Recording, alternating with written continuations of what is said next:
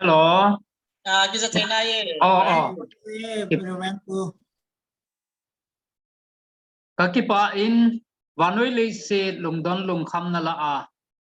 pathenin tuni nila lang phat pha ap uwa ta satain mun khana kitu khom the hi zong le alung set na pathenin ap uwa ade a jumi zong le kimutu theya e koi wa pa pathin thangwa na ap bit he kele kain sumi te kele kato khompi pastor ho Nagaland gam sunga hogla cha ho zo si thaleng in zong azara KWS Guwahati pathinin athisana alha do hobung mi thing te ho zo si kangai lu na salam kan pin he kakipa in tuni nila lang phat pha chang theidinga nang ho lam kai ho adin kana ruben thin semin zong phat eiga chana le kakipa ma jengin tulai hobung ahelo wale khusung adin ke ho Nagaland gam jeng zong May tarik som le li a kunin lockdown a hi in June tarik som la khat chan hu hiding hin leito long akiche do thei ta pon get jong akiphat thei ta po in atam zo hi lockdown a hi je in iji icha te to in songa akim khomen langkhana ga gelding in blessing in disguise ti banga jile cha te to nidang phadanga phat kinei khalo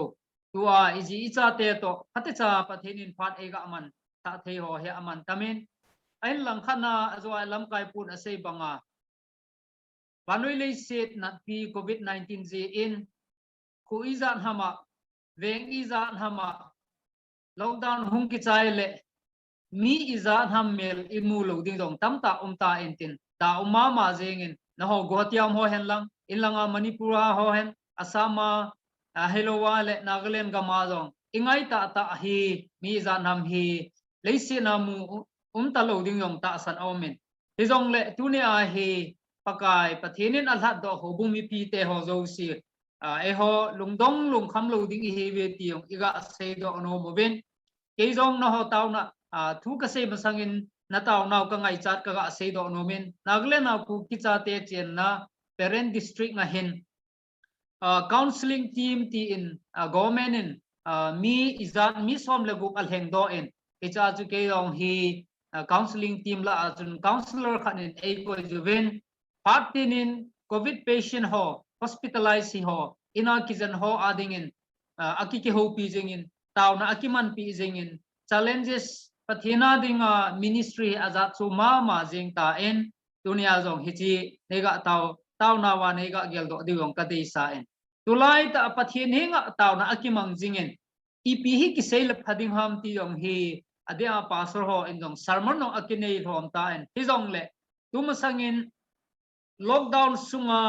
thu ki sei do thagau an pha ki hlem khom ti ren doctor case khaisa khamin bung ko na ka asim na akonin illam chi phat ahitai ti akona he tomcha tunia hi kaga aholim nomin ahe kan sumi te ho tunia chomcha kaga aholim nom na chu hi ale vanui le se na covid-19 je in deilanga he roma ma jing ta en nidanga in lelo jibla kar hoi ta jong akingai cha en tu chungwang atin tula ahi second wave hin ho racha tam ta hin khu jong apui mang ta en icho ichi jing lai wa hi ngai chan hi roma ma jing ta en akingai cho hi ivet na hele oxygen ham dam na ham hi chi se abu hi limited ta ingai cha jing lai wa hi kalungela pathinin e ho limpin na bible sang ni kaga sim do no min so lo chakat iga ho lim diu hi kaga sei do no min he thupi a tuni nilha langa kaga dei sa chu a hi ale khol jin mi hi ve ti do hangel do ji angai jin mihim tam ta leisina ki hol tawala insa ding bank balance tam ta avoiding business lin ta bolding itising la ya hi to covid hin mihim hin kho hi asu rom che jing ima a hi lo dan akimu jing la ya hi insumite ho dunia hi na che no wa iga agel do dewa ka se do rom chu khol jing ka he ni khat le to kile kiding he ti hi i hai me lo diu hi ka adei sa he bible chang kema bible choya kona ka asim do no men bible chang ni bible choyong akibang jipo in hizong le cái Bible cho ya konin hun sim do ing kate Philippi bung thum chang som ni na Philippi bung thum chang som ni na izenem itile e ho van gam mi te hiwi chule chua ko na chu hu hinga ipakayo Jesu Christa chu ahung ding kinema nga zinga hiwi angai lo zo si atune pan phathe ebo pi han lang khat ki chu a hi ale Hebrew bung som le bung thum chang som le chang li naka sim do non ki ne azi I hamiti le hiko mahin khumun det enei pu ve khununga khupi zo chu I holu a hi pu ve ani gela Philippi mi te henga mi thing Poland mi thing te ho tha cha ho adinga Poland Rom songkula a laiza ata asan ho business center ho alo la hodang da za chum ho la jing la za zong malzin nahi kholjin nahi haimil hi bevin ti hi asei do na hi hebrai sun pa in zong hebraya ngui ive na hele koi sunam ti yong chu ake pon debatable anahinan hi zong le alang pi a asun hi ama hi Old Testament phaticha he a titing le Greek pa phaticha he a mi aga akol wale mi thieng polong hi khanin te ti yong asei vi ti pi le ega asei do no mu chu hebrai sun pa in zong na na wa hi hoilai mun hi zong le koljin mi hi ve ti hi haimil hi bevin ti hi aga asei do na he kan sumi te ho tuni a pachom cha hichlaya koljin na mi hi ve koljin mi ho hin itabang til hi a het novam ti hi thil thum kaga asei do no min hi I Bible wa mong hi zong le dunia zong hi koljin mi leisi na hi tua naw hi permanent a hi lo dan akichi ma jing ta en Guwahati a ta ta hen Nagaland a ta ta hen Manipur hen lang half long hen lang India khupi le na nom ta zong le hen in kho hi limited ma jing ta hi hija hi dunia hi koljin mi hi ve ti hi haimil po hi ti ve koljin hi ti het mana chu na to loading insa loading lekha sim loading katina a hi po je hi zong le koljin ka hi ti jong hi ave ve le ga gel do anga je ti hi iga dei saun hi kim thum ka ga se do no amen akhat na dingen koljin mi ho in a het ding alola a het sa chu le ke ma alola ke hi koima hi among den ji pui ke ka koljin na nang na koljin na azong koima cha hi among den ji pui ki pa hi akhat na iga se do no he koima ki hol ta na koljin nan om ngai pun koima ki hol ta na koljin nan a cheng den ngai pu in to teng le mi him hi ive na hele a koljin na a lungmong ta a cheng om pon to teng le a mission hi a he in to teng le in le lo sum le pai ne le cha sil le chen ne itham ne langa alo le thil le lo ne le don ho zo si jong hi ke hi chlai muna den ding ka he poiti hi ki hol na anei lo a hi ji banoi le se ga ve hi ti ve kan sum mi te ho tu lai ata san cha te jong hi khul jin hi lamu mi tam tan halloween mong ta in ki hol ta in le se na cheng den ding mundanga atul sot munding lo dan na hin pumang tamta hin khowa seido hi jong len a na ame koima among den ji pui mon den na ding tamta amin sumla pa ya mon den na ding omin in chen lo chen na mon den na ding omin business ading thil tam ta jong le dunia hi koljin hi win i koljin nawa koima mong den pu hi ti ve leisi chunga na tong hi ti win in la lo bol hi ti win education lang jong hat an chi ti ve hi jong le hi chi lai an adet a he pui koima among den ji pui mong den le hi la pakai lengama vai ko na hin ko pui thei chi ding in jong athunei pan phathe ebo pi taw hen ani na kaga se do nom ki chu a hi ale kholjin mi ho hin gamgi anei te jive vetsana in khola ichi tiang le bol loading ake in ade in pathin mi te ho Bible sing jing jeng hon saying le say loading bol loading jong hi ahen ahi ke jong kholjin hat kai in pastor khat hin a mi na egalun te nga he le I dan ding maljin ding dan le lo ding dan ke he in nei te in na in bang bangin gel jing in ati jing la ya jong gap thenga sa ki phe ho pu ki loi tha han lang a frisuwa ne tu po ki hon lang ki ne jing han lang alu in nei te maljin lut long na ding a in nei te gi na ho pu wa ka ki zam jing le boundary ki khel ti na hi je gamgi he no angai jin mi izat namin ne le donin jong gamgi hello sille che naung gamgi hello ting le hin koman jeng Christian discipline long maintains bodolo me tam ta hi gamgi hello Christian akitama ma jing ta en dunia jong hi ne le dona midangin ne jong le e ho ne thei lo ding jong maintain de teng le sille chen ge na to na imalam zo se a dunia hi gamgi nei lo gamgi hetelo Christian pitam ta akum jing lajen kan sumite ho tu chung pandemic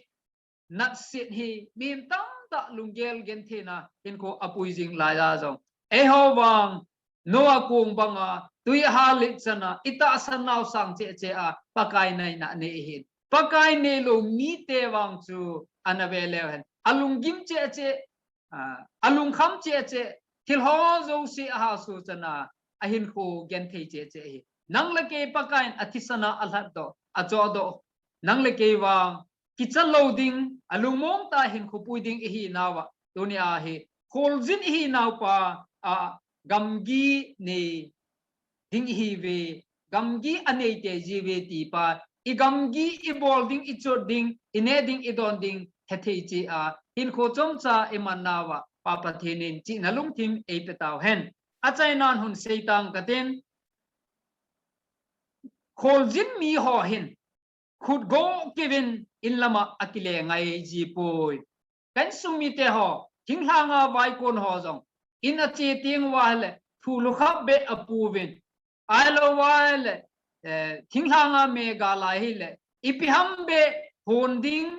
alo wale ipiham be ina pu lu ding jong hi mi te minu mi pat angai tu ji in mi pa hin zala ezong hi in iga zu diteng icha ten e no welcome ding icha ten ne the anangai cha ding igelen sum ne hi zong len in ei kham khama ne the ai lo I pham khat be ki pu lu pi ji a hi in tunia zong hi iga sei do nom hi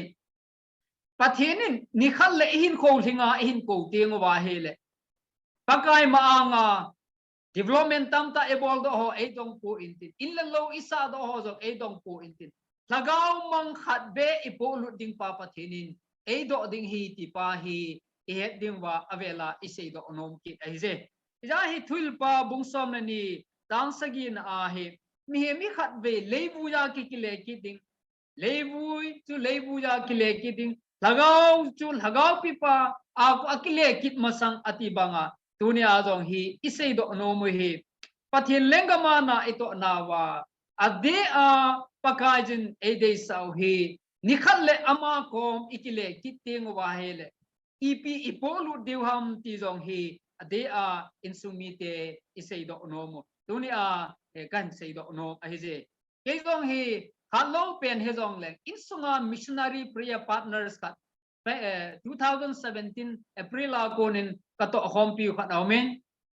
missionary zamkhungam hauki Himachal Pradesh na atongin kalunga gen thei kom le ama ako na thau ka kila aji in hiti hin ama no eitil khowin ken no ka kitil khoji in kain sumite aden ka chate in zo missionary pa min aga bai ha no wa ha tina aga ataw pi ho hi mantam ka sa ma ma jing hi ajen pathin na to na hi sumla pai bank balance atam mana to the a hi pu en engle mihim ei to kha